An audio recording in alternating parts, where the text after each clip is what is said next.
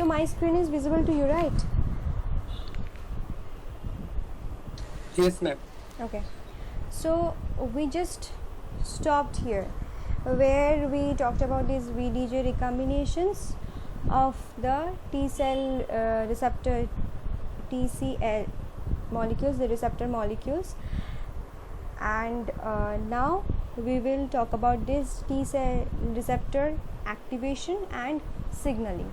So what happens? This is the molecular crosstalk. There are various molecules which are engaged in this activation as well as in the signaling of these T cell receptors. There is a huge network. You can see from this figure that there are molecular crosstalk between these molecules, and they form a complicated network which is represented here, and which in turn help to activate these T cell receptor molecules. So actually what happens, the simulation of this T cell function is initiated upon interaction of the TCRs with those short peptides which is presented by the MHC class 1 or MHC class 2 molecules, because this is the basic. When the antigen, processed antigen which is bound to the MHC molecule, it is presented to the T cell receptors, then only the downstream signaling or the activation of the TCR occurs, and that is in turn activate the T cells. So what happens, molecule 1, which is, so Rajiv, Anusha and Vibhash, I have already talked about it, so I'm just asking you that MHC class 1 molecules generally MHC class 1 molecules actually process endogenous antigens, right? And this is present on the surface of which cells? MHC class 1 molecule is represented on which cells?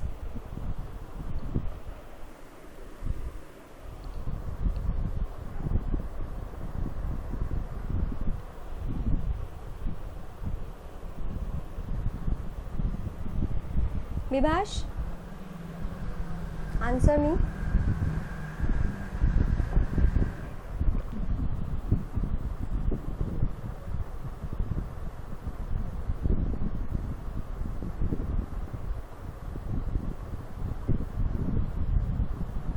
Ma'am, this is generally T cytotoxic cell. No, I have told that MHC 1 and 2, MHC class 2, MHC class 1 molecule process endogenous antigens, right? And MHC class 2 process exogenous antigen, right?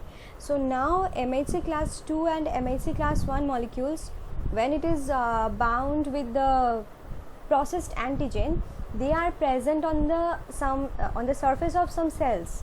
Now in case of MHC, the cell surface, the cell is different. In case of MHC2, it is MHC class 1 molecule is present on every somatic cell. Exactly, every nucleated cell, that in case of MHC class 1. And MHC class 2? Ma'am, leukocyte. Ma'am, on TC cells? Sorry, Anusha? Ma'am, on cytotoxic cells? APC, antigen presenting cells. Okay. So well, this what happens, and this in turn, I have also, when I mentioned about these MHC class 1 and class 2 molecules, I have told you that MHC class 1 is for activating CD8 cells, right? And MHC2 is for activating CD4 T cells. However, the T cell receptor heterodimer, I have already told you the structure of these T cell receptors. The heterodimer by itself is incapable of activating downstream pathways to initiate T cell activation. Now, the initiation of this T cell receptor signaling requires co-receptor molecules. That is the reason you need to have this complex molecular network here. So what are these co-receptors? Such as in case of CD4 cells, helper T cells required, and in case of CD8 cells, we need TC, which is cytotoxic T cells. Okay, these co-receptors act as cellular adhesion molecules that bind their respective MHC molecules and stabilize the interaction of the T cells and antigen presenting cells. Now this T cell receptors or TCR, this is also located in close proximity to a complex of signaling molecules which help to mediate T cell activation. So these includes what are they? You can see there is CD3 family of proteins, CD3 epsilon, CD3 delta, CD3 gamma, as well as TCR zeta chain. Okay, TCR zeta chain is also there. You can see here the zeta chain of T cell receptors. Once the TCR is properly engaged with the peptide MHC complex, conformational changes in the associated CD3 chain is induced, which leads to the phosphorylation of these molecules and association with downstream proteins. So this TCR zeta chain is also phosphorylated. You know, there are in case of human not only human, in case of any living cells there are different process of activation, right?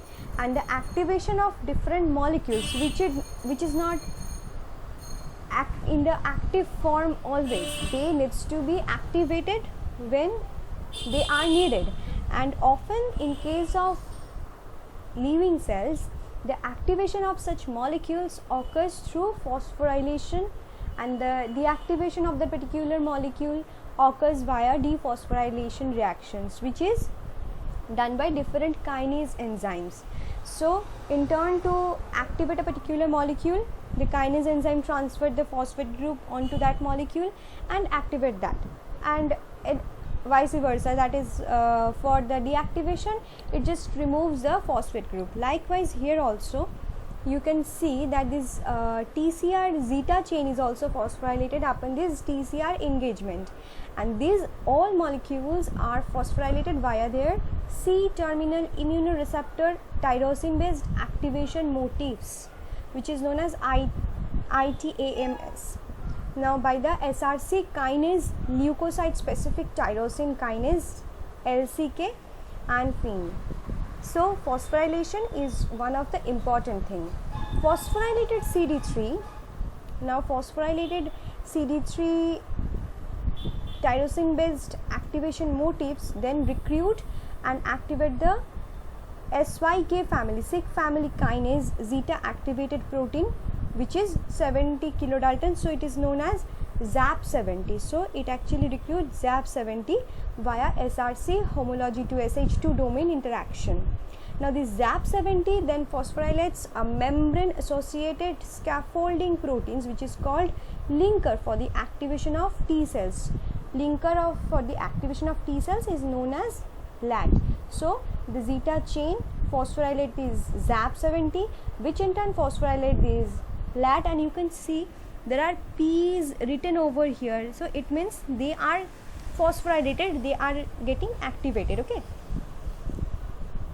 so what happens, this LAT in turn recruits a second molecular scaffold SH2 domain containing leukocyte protein of 76 kilodalton, and which is known as SLP76. This is SLP76. So it phosphorylates this SLP76. SLP76 then phosphorylated 76 is then phosphorylated by ZAP70, and the resulting LAT SLP76 complex acts as a scaffold for the recruitment of signaling effector molecules. You can see this is the complex they have formed. The LAT and SLP76, they have formed a complex which acts as a scaffold protein for the recruitment of downstream molecules. So what actually it does, interleukin 2, which is IL-2, interleukin 2 inducible tyrosine kinase ITK then interacts with this LAT SLP76 complex and becomes activated by autophosphorylation. You can see there is an autophosphorylation, and after this activation via autophosphorylation, this promotes phosphorylation of the effector molecules phospholipase Z gamma 1, which is known as PLC gamma 1. Now PLC gamma 1 transduces T cell receptor signals by cleaving phosphatidyl inositol triphosphate PIP2. Okay, you can see, so they actually initiate the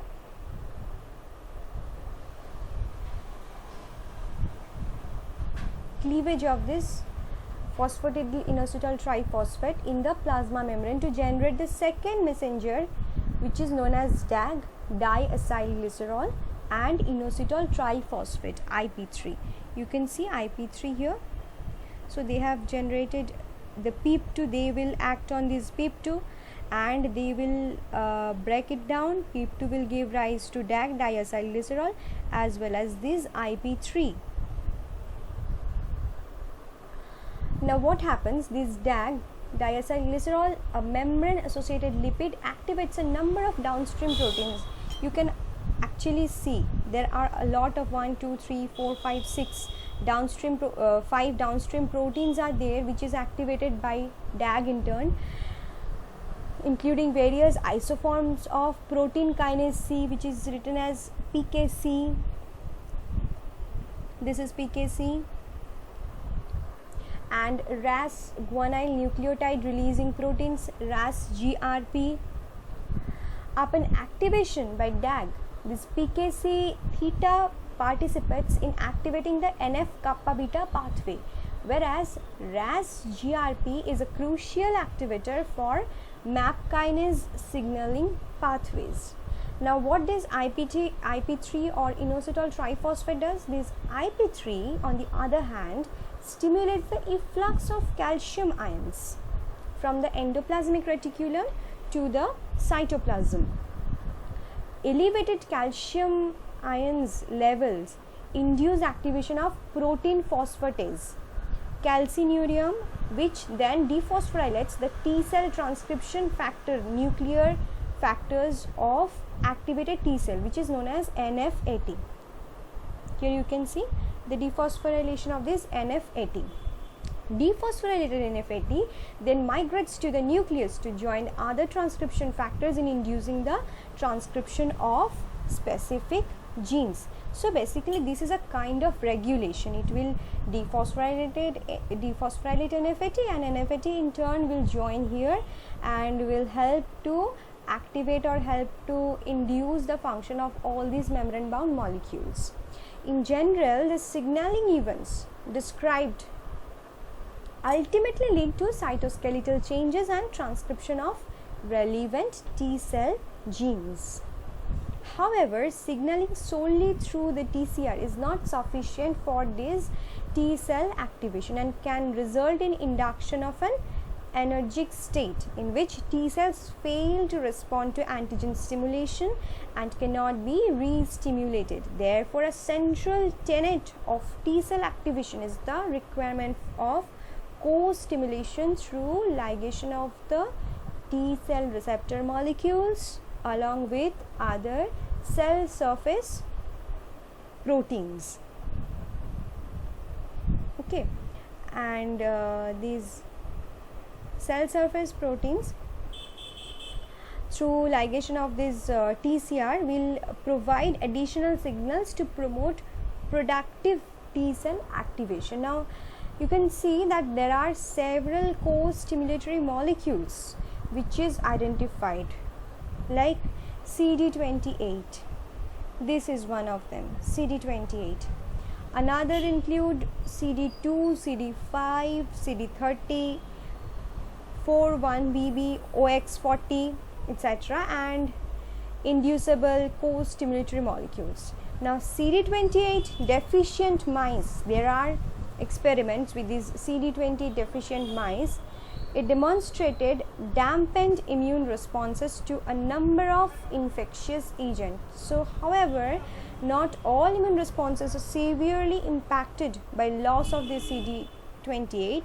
It indicates the dual role of the other co-stimulatory molecules in T cell activation. So we need to know not only the molecules which I have already talked about of this complex molecular network, which in turn after a lot of rounds of phosphorylation followed by dephosphorylation activates the downstream signaling pathway, which in turn actually help to activate the signals or activate these T cell receptors and activate those T cells. So not only these molecules are solely dependent for these signaling and activation, there are different co-stimulatory molecules. So I am telling you again and again that all of these processes, whenever you read about these exogenous antigen presenting pathway or endogenous antigen processing pathway, now you are reading this T cell receptor activation and signaling. You have also learnt about those VDJ recombination. All of these processes, though VDJ recombination that I have shown, that was a very simple picture, but it is shown at least that there are a lot of complex molecular network is needed to establish a particular function, to activate something or to deactivate something, to activate the immune response or deactivate it. You need to make a complex molecular network, and if you can mutate, you can destroy any one molecule of this complex molecular network, it is going to hamper your normal immunological system or normal biological processes. Okay, so this is the steps of the T cell activation, T cell receptor activation, as well as the signaling pathway. And now we will talk about another particular software, which is again a prediction software, and this is known as RANK-PAPE. RANK-PAPE is basically for the prediction of MHC restricted ligands. So first let us discuss about this RANK-PAPE. Can you repeat the name? RANK-PAPE, RANK-PEP. RANK-PAPE. RANK-PAPE. PEP stand for peptide. Okay, so RANK-PAPE. So first let us know what is RANK-PAPE and why it is used and all. So T cell immune responses are driven by antigenic epitopes, we all know, and hence their identification is important for understanding different disease pathogenesis and also etiology. So, and for also vaccine designing also, because this is a hot topic nowadays. Just a second, okay? Just a second.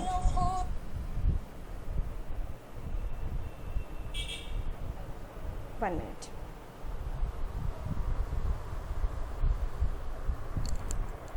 বলো হ্যাঁ বলতে জানিয়েছিলাম class নিচ্ছি বলে কেটে দিচ্ছিলাম স্যারে ऐसे না হয়নি না আমার হয়নি কালকে আবার ঠিক আছে ক্লাস নিয়ে ফোন করছি তোমাকে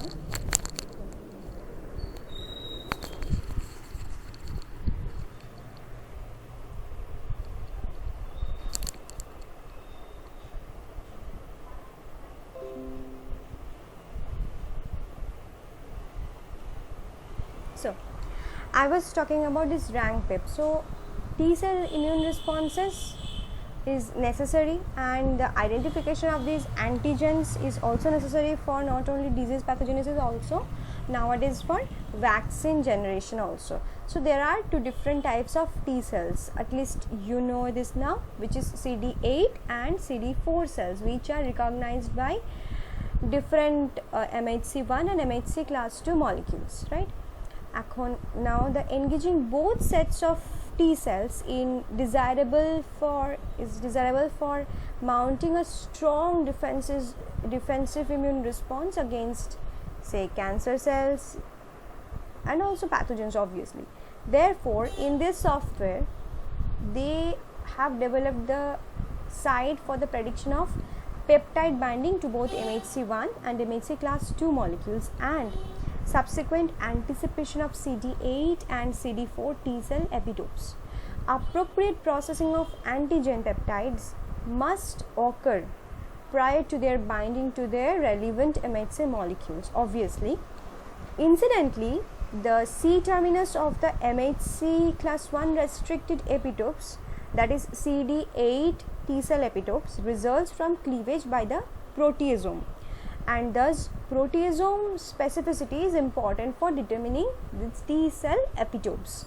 Consequently, this site can also determine whether the C terminus of the predicted MHC class 1 ligand is the result of proteasomal cleavage, and also implemented in this software that there is a variability masking features to focus on the prediction of conserved epitopes, which could thus help us to provide envisions on immune system which is resulting from mutations also. So this is the overview of the peptide or the software RankPep. Now first we will talk about the MHC peptide binding prediction. So I guess this figure is a bit known to you. This is basically the peptides which is bound to the MHC class 1 and MHC class 2 molecules and its appropriate binding groove. So peptides that bind to a given MHC molecules share sequence similarity. Not surprisingly, sequence patterns have been traditionally used for the prediction of peptides binding to MHC molecules, and such sequences or sequence patterns, however, have proven to be too simple as the complexity of the binding motif cannot be precisely represented by the few residues present in this pattern.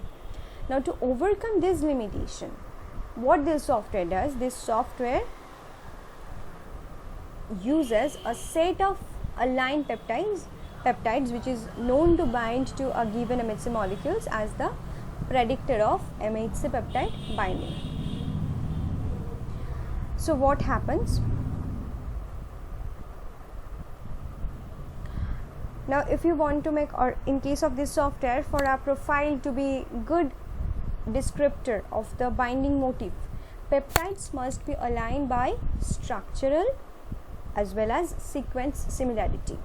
Now MHC class 1 and class 2 molecules bind peptides in similar yet different models, and alignments of these MHC1 and MHC2 ligands were obtained to be consistent with the binding mode of the peptides to their MHC class. Now MHC class 1 ligands, these are shorter in length, generally 8 to 11. The size may vary from 8 to 11, but generally they are nonamer, that is they contains 9 peptide residues, as they are constrained into the MHC1 peptide binding groove with their N and C terminal ends connected by a network of hydrogen bonds to a conserved residue of the MHC class 1 molecule. I have told this before, right? And thus peptides bound to the MHC1 can differ by 1 or 2 amino acids, and as discussed here, proper structural alignment of these peptides is better guaranteed if the peptides are of the same length. Accordingly, they have also separated the peptides bound to a given MHC class 1 molecules into subsets containing only peptides of the same length and created separate PSSMs. I will tell that what is that, from ungapped block alignments. The peptide binding groove of MHC class 2 molecule in contrast is open, binding peptides in a manner that both the N terminal as well as the C terminal can extend beyond the binding groove, and thus the peptides bound to MHC class 2 molecules, they display a great variability in their length. They can vary from 9 amino acids to 22 amino acids, yet only a peptide core is there that is of 9 residues fits into the MHC class 2 binding groove, providing the binding energy, and this is basically known as the anchor peptides. Now, poor amino acid sequences similarity between MHC class 2 ligands together with their great variability in sequence length make them difficult to align. Thus, for the alignment of the MHC class 2 molecule, they have used the motif discovery program that includes a prior information consistent with the MHC2 peptide binding mode.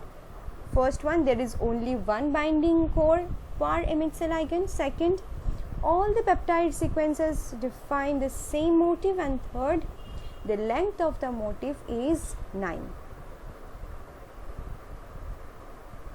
Okay. Now you can ask, what is this PSSM that I have told? This is basically position specific scoring matrices. So they actually works on some matrices, and here PSSM stands for position specific scoring matrices. This actually obtained from the alignment of MHC1 ligands using a particular software for the MHC1 ligands which use Bragg proportional sequence weights, okay, with a position based weights. So how the scoring of this MHC class 1 peptide binding is measured by this software. Now, binding potential or score of any peptide sequence, which is a query basically, to a given MHC molecule, that is obtained by aligning the relevant motif with the protein segments and adding up the profile scores that match the residue type and position in the profile.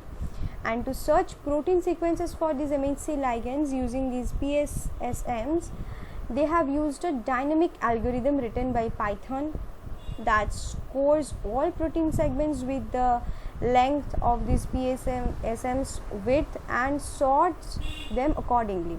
Scoring starts at the beginning of each sequence, and this PSSM is slid over the sequence one residue at a time until the end of the sequence.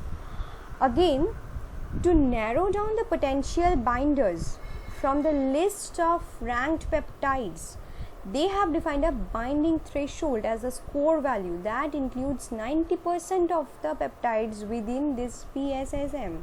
This binding threshold is built into each of their matrices, delineating the range of putative binders among the top scoring peptides. If you have already used NetCTL software, right? Now they have also showed you the different peptides after the digestion, and when you got the peptide sequences, you have seen their scores. They have at the end they have given you a scores against each peptide, and they have also, depending on the scores, they have made a threshold that is actually necessary for the specificity for the binding of this peptide to the molecule. So there also you have seen that there were around more than 1000 peptides generated, right? But at the end you have received, in the video that I have sent you, there were only 30 ligands that were able to bind to these MHC molecules. So each and every software uses their own methodology, depends on their own matrices to identify particular peptide which can be used as the ligand for that particular MHC molecule. Now these PSSMs, they are good predictors of this MHC peptide binding. MHC restricted T cell epitopes should be expected among the high scoring peptides from within their protein sources.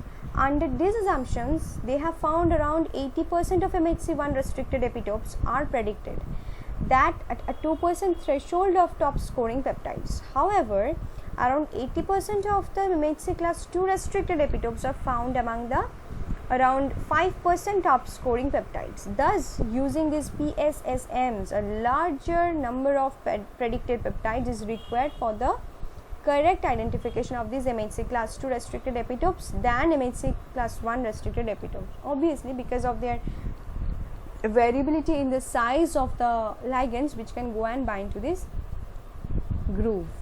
Now anticipation of these T cell epitopes is heavily predicted on the prediction of MHC peptide binding. This tells us about the cleavage of the proteins. It gives the cleavage prediction. Yet prior to MHC binding, correct peptide processing must occur. Now the processing of these MHC2 restricted epitopes occur in the endosomal compartment, and it is mediated by several endopeptidases in combination with amino and carboxyl peptidases. This complexity makes the identification of any pattern related with processing of class 2 restricted peptides difficult. On the other hand, there is experimental evidences that the C terminus of MHC class 1 restricted epitopes results from just the proteolysis of cytosolic proteins mediated by the proteasome. The proteasome thus plays a vital role in determining these CTL epitopes, and its specificity can be modeled from MHC class 1 restricted peptides and their C terminal flanking regions using statistical language models. So the question comes, how can you use this, how can you implement this? So cleavage by this proteasome occurs at preferential sites within the protein. This is the basic theory behind the peptide generation. When you are giving the system, giving the software or wave server a particular protein sequence, it will generate hundreds and hundreds of peptides which can be possible. So in case of this proteasomal degradation pathway, the sequence signals from antigenic peptides processed by the proteasomes are specially conserved and positioned P1 of the cleavage site, which is C terminus of the antigenic peptide, and its immediate flanking P1 prime residue. Now prediction of proteasomal cleavage resembles the problem of language tagging, modeling the location of grammatic tags such as punctuation sign. This is kind of that, and thus they have used the SRI language modeling toolkit. Just know that SRI language modeling toolkit for statistical modeling of proteasomal cleavage sites. Now training sets for the statistical modeling of proteasomal cleavage were obtained from a database containing the C terminus and flanking regions of 332 antigen restricted by human MHC1 molecules. Now language models for these proteasomal cleavage predictions were created from training sets of peptide fragments of variable fragments length derived from the above database, which is the proteasomal cleavage prediction database. Now these databases were tested at different cut point probabilities, say from 0.35 to up to 0.7, using another algorithm which is known as hidden NG-RAM over testing files of peptide fragments not included in the training sets as well as their entire protein sources. Now for each the probability threshold, there were 23 different samples selected, and they have used their own algorithm to make it. So if you can see the language models for the proteasomal cleavage, which is available in this rank pip, this is just like this one. You can see here, you can see the N, capital N stands for the fragment size. This is the size of the fragments in training as well as the testing sets, and order, which is I. This is the order of the models that were built with n-gram count and tested with hidden NG-RAM. Next is the prob. Prob stands for probability. Probability of what? Probability above which a cut point is predicted with the relevant model. Next is PCS. PCS is the predicted cleavage site, percentage of predicted cleavage site. Next is the ECS, which is expected cleavage site. Okay, and next is the mean size. This is basically the average size of the fragments yielded by the software hidden NGRAM when tested over source full length protein of the peptide fragment in the test file. So basically this is a language model for the proteasomal cleavage which is available in the RankPep software. Now T cell epitope immunogenicity, in case of immunodominance filter, the T cell epitope immunogenicity is contingent on several factors. What are those?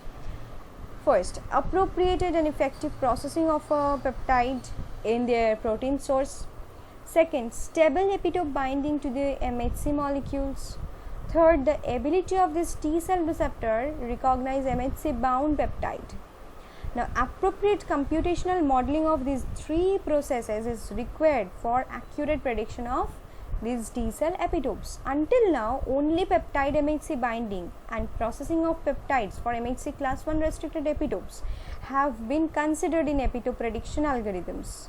Until now, only peptide MHC binding, the processing of peptides for class 1 restricted epitopes, that is considered. However, in this version that I am going to show you, that in that they have implemented a model for immunodominant recognition of peptides by T cell receptor molecules.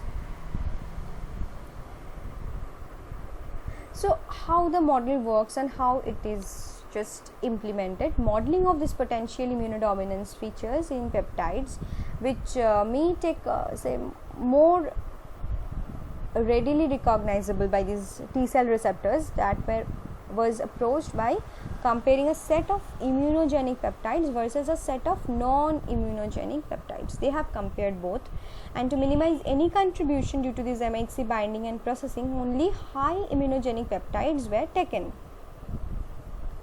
They have chosen the high affinity peptide binders to MHC class 1 molecules, and flanking regions were not considered here. The immunogenic peptides set consisted of around 101 peptides with high MHC binding affinity and high T cell activity. On the other hand, the non-immunogenic peptide, which they have also compared with these immunogenic peptides, that consists of around 400 peptides with high MHC binding affinity and no T cell activity. Now all considered peptides were 9 mers, that is, or contains 9 peptide residues, 9 protein, 9 amino acids. Now modeling of the differences between them was carried out using support vector machine, which is trained on these two sets on the basis of their residue composition, amino acid sequences, and both. And what they have received after this comparison, these results clarifies trains on the sequences, physicochemical properties, or on the combination of both. They are able to distinguish the immunogenic and non-immunogenic peptides, but with low accuracy. The classifier based on physicochemical properties is able to outperform the classifier which is based on sequence alone, thus suggesting that the properties of these peptides may be playing a critical role in deciding immunodominance. Now, these SVM based immunodominance classifiers trained on residue properties and amino acid sequences that were able to discriminate the immunogenic properties from these non-immunogenic peptides with an accuracy of around 60% with a threshold of 0.5. Now, this low accuracy may be due to the fact that they have pulled together all the peptides, immunogenic and non-immunogenic, regardless of their MHC1 restriction. Unfortunately, at this time, there is not enough data on the immunogenetics and non-immunogenetics for a single MHC class 1 restricted element, so they have to choose all of these molecules regardless of these MHC class 1 restrictions. And as you have seen in case of the software NetCTL, there is a particular scoring method which tells about the sensitivity as well as the specificity of the particular peptide molecules which are generated by the query protein sequence that you have given. Here also there are some we will get some scores. Now the threshold 1,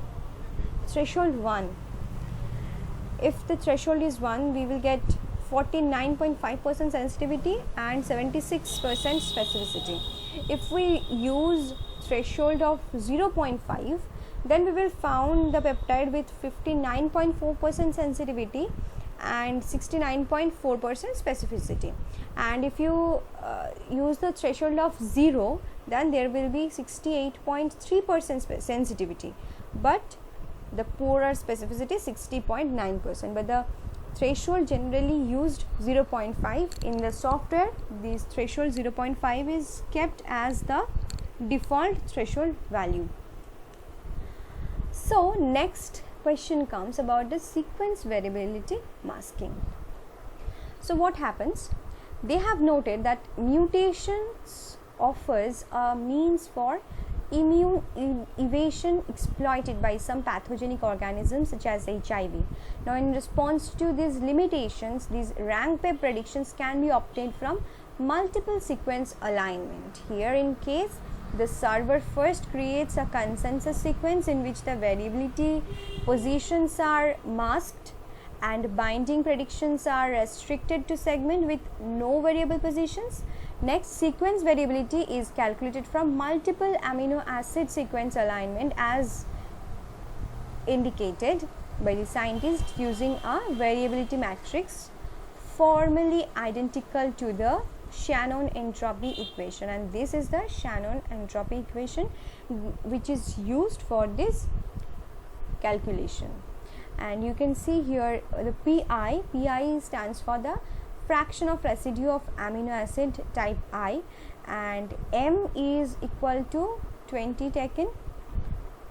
The number, which is the number of amino acid types. V ranges from 0, which is the total conservation, only one amino acid type is present at the position, to 4.322. All 20 amino acids are equally represented in that position.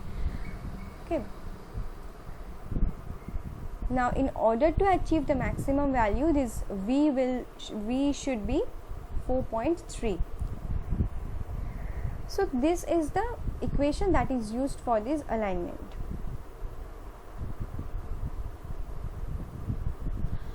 So how can you give, I have told you about the FASTA sequences.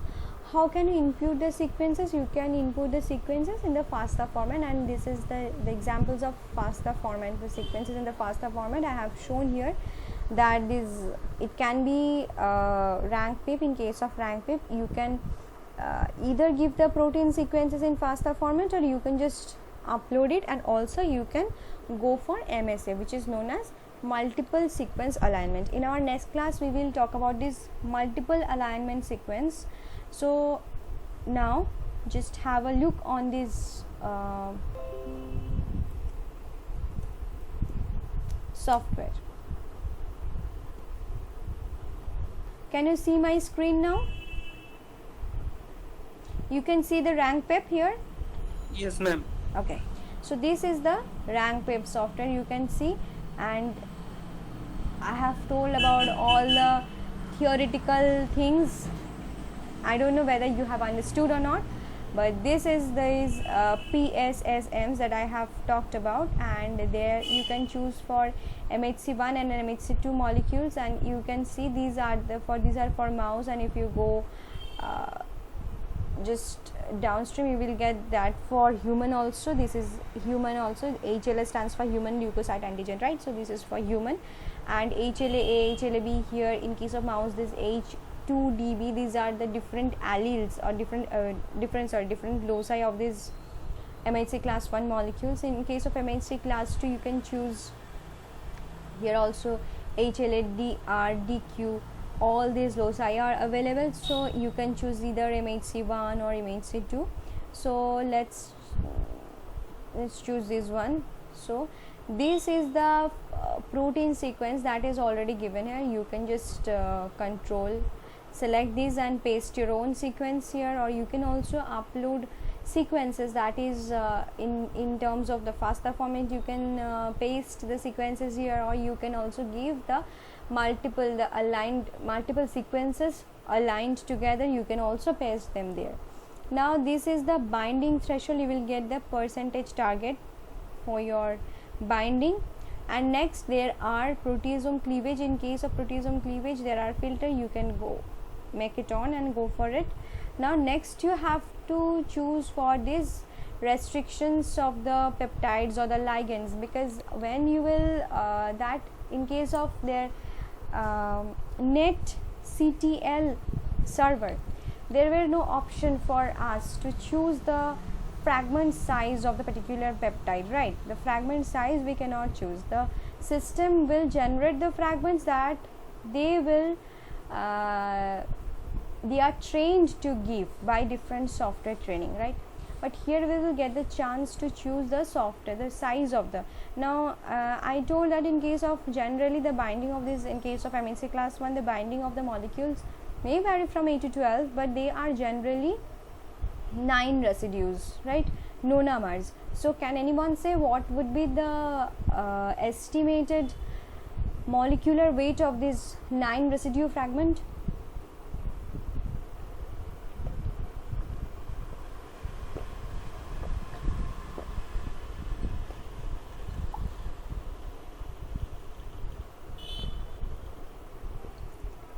Do you know how to calculate the molecular weight from the number of amino acid residues?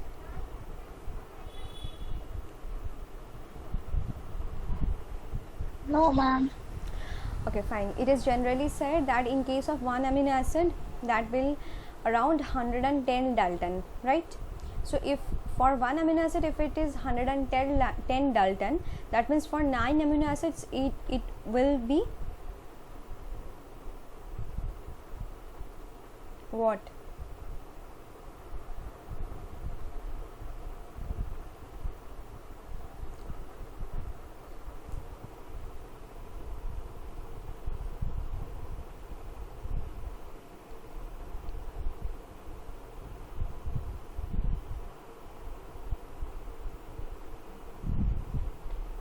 Come on, speak up.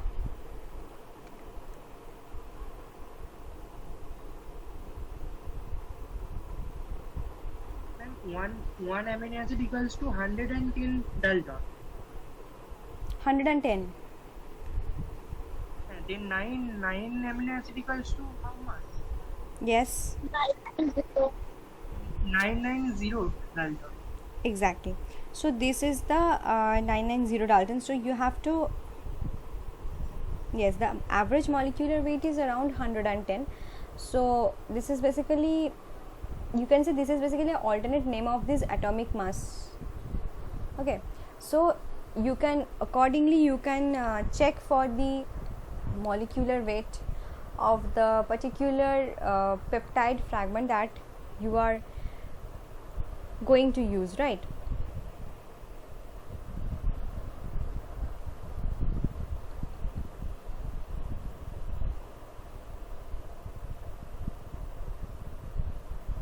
Even if you are using, the sequence of a particular protein, the sequence, the number of amino acids, just multiply them with 110, that will give you the how much Dalton of the molecular weight you want to use, right?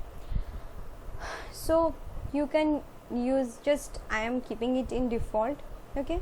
And the threshold, the variability threshold is given a must range from 0 to 4.3. I have told you why 0, why 4.3, I have already mentioned. So by default it is kept as 1, fine, and then just go for submit. You will send and it will be submitted. So what will you get now? So see, this is the binding threshold you are obtaining. So what is this binding threshold means? Now this threshold of the peptides predicted to bind to a given MHC molecule can be set by a given yes. Ma'am, the screen which you are presenting, are you presenting your slides? No. Ma'am, but I can only see the slides, the last slide which you showed earlier. Wait.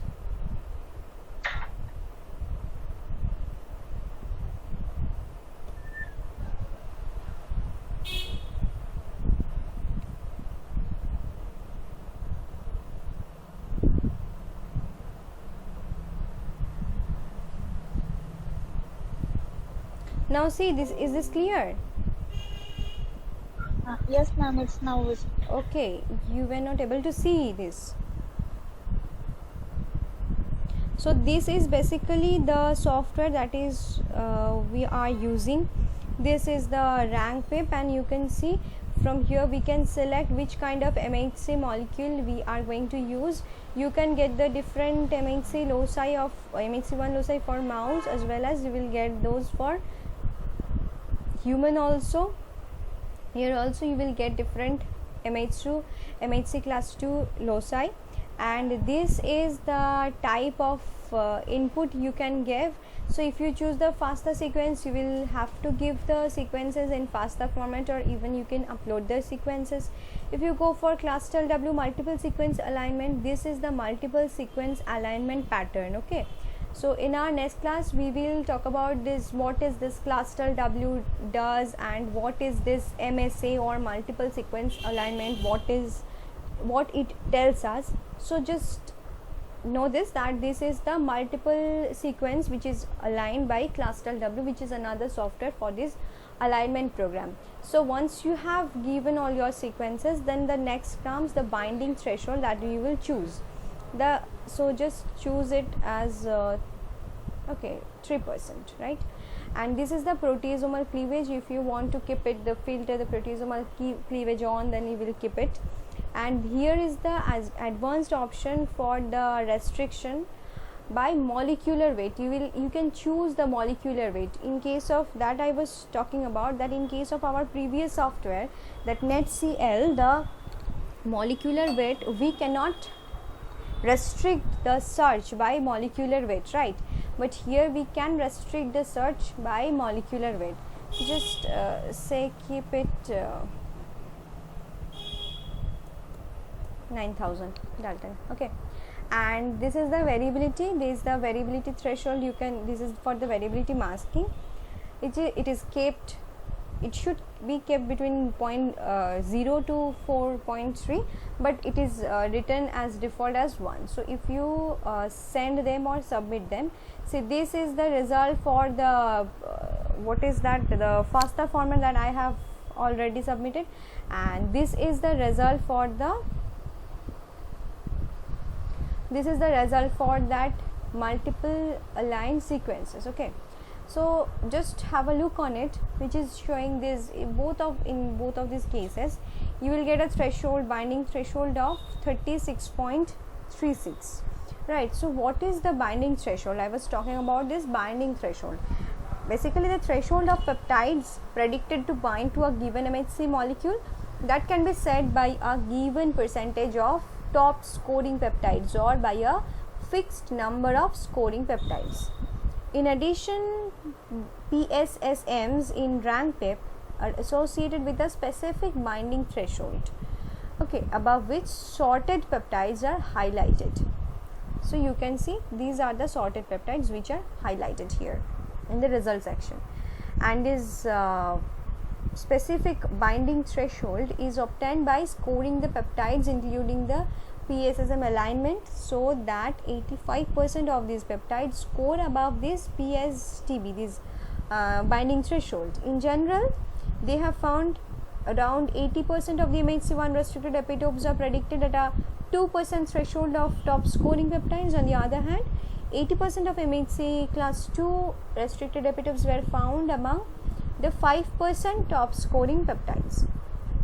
Okay, and according to this software, they have suggested that using 2 to 3% of binding threshold of top scoring peptides for the prediction of peptide which is binds to MHC class 2, and 4 to 6% threshold for the prediction of these MHC class 2 peptides binders. So see, we have, in case here we have chosen 3% for these MHC class 1 molecules.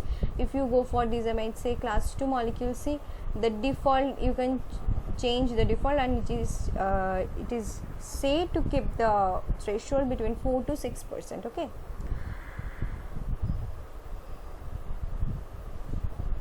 fine. Now there is also different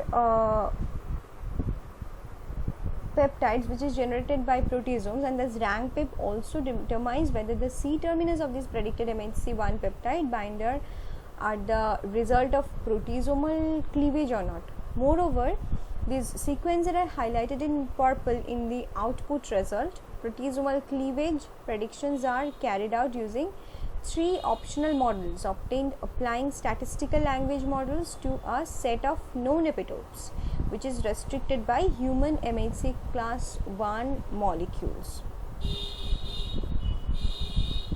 Okay, so see, this is the proteasomal cleavage.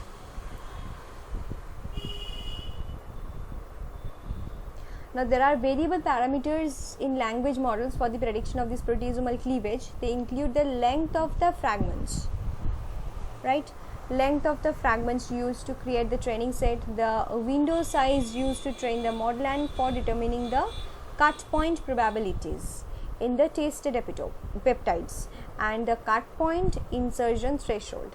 3 of the best models are available for prediction of C terminal cleavages. What are they? First one, this model was built using peptide fragments of 10 amino acids in length, and the training and the prediction windows of 2 amino acids in length. The cut point insertion threshold is around 0.35. Okay, in case of second model, the build was done using the peptide fragments of 6 amino acids in length and training and predictions window of 6 amino acid, and the cut point insertion threshold was kept at 0.4. And in case of third model, the build was done using the peptide fragments of 4 amino acids in length, and the cut point insertion threshold was kept at 0.5. Now the advanced option contains restriction results by molecular weight. This feature allows the obviously to output only those peptides that fall in a molecular weight window set by the user. Okay, and next is the variability masking. If the user inputs a multiple sequence alignment, the server first creates a consensus sequence in which the variability positions were masked, and binding predictions are restricted to segments with no variable positions. Now variable positions are obtained using the, I have shown you the sequence, which is Shannon entropy equation as the variability measures. So by default the variability threshold is kept at 1. You can see it can range from 0. That means here the 0 means that there will be no binding and no masking, or in case of 4.3 that means they can mask each or every 20 amino acids, essential 20 amino acids. Okay, so this is basically the parameters which is shown over here you can use for obtaining the prediction results.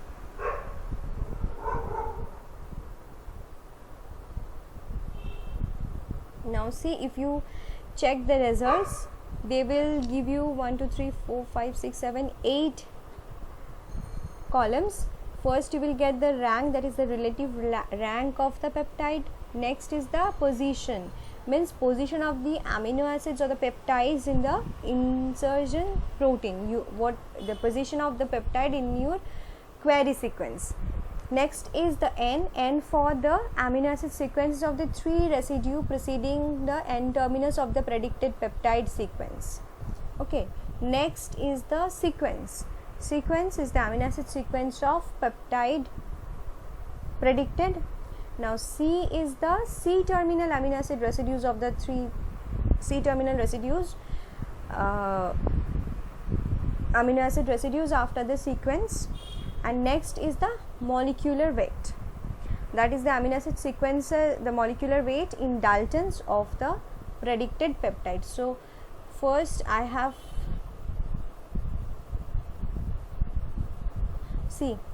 kept the molecular weight 9000. So see, the peptide which is we got, that is 1028. Okay, so only one amino acid sequence on one peptide sequence we have, but in case of here the threshold was set at around 9999. Here the result we obtained from the multiple sequences, that was done by variability masking. But here where we submitted the FASTA format of the sequences, here we get more than one predicted peptides. And one more thing that we will see, the score, which is the score of the peptide, and percent OPT, which is the percentile score of the predicted peptides relative to that of the consensus. And the consensus, what is the consensus sequence? This is basically, consensus is the sequence that yields the maximum score, namely optimal score with the selected profile. So this is basically the output. Now in this figure, none of these peptides can be used as the MHC1 ligand, because it is not satisfying the score binding threshold, the score, and also the softer the peptides that are fitted for the binding with these MHC molecules, that will be shown in red. Those rows will be marked as red if they are showing the eligible peptides which can bind to these MHC class 1 molecules. Okay, so this is all about this RankPape software.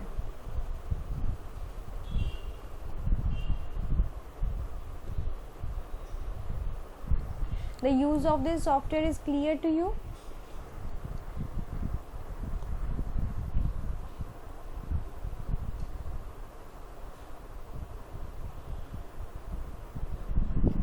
Yes, ma'am. Well, so just use this software to generate new peptides. You have already used NetCTL for this purpose. You can go for this RankPape also. And in our next class, we will Ma'am, this video recording is also uploaded on the YouTube, no? Yes, I will send them. Ma'am, And sorry, today I am so less interactive because my health is not good. I am vaccinated, so okay, fever. okay, take care. This is the first dose, right? Yes, ma'am. Okay, from where you have taken this? Ma'am, this is from Surakha Diagnostics, Covishield? Covishield. Okay, just take care. Okay, Rajdeep, and we'll go through this video that I will give you the link of that video, and use this RankPape and use different sequences in FASTA format and upload them. And in my next class, I will talk about the multiple